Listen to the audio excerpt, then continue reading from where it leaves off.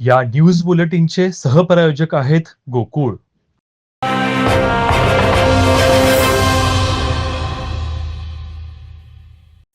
केंद्रीय वस्त्रोद्योग मंत्री गिरिराज सिंह हे इचलकरंजी दौऱ्यावर होते. त्यावेळी त्यांनी इचलकरंजीतील वस्त्रोद्योगासमोर असलेल्या प्रश्नांवर चर्चा करून ते भविष्यात निश्चितपणे सोडवण्यात येतील अशी ग्वाही दिली. इचलकरंजी पॉवरफुल व्हिवर्स असोसिएशनच्या सभागृहात आयोजित कार्यक्रमात वस्त्रोद्योगांशी संवाद साधत होते.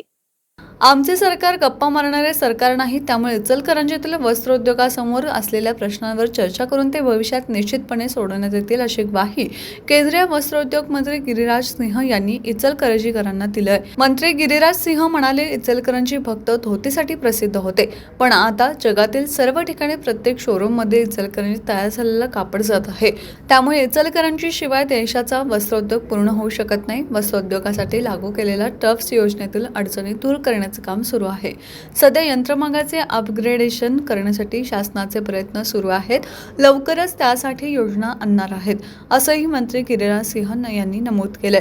यावेळी वस्त्रोद्योग मंत्री संजय सावकारे, खासदार धैर्यशील माने, धनंजय महाडिक, आमदार राहुल आवाडे, माजी आमदार सुरेश हाळवणकर, बिहारचे आमदार MM सुरेश, सुनील पाटील उपस्थित होते.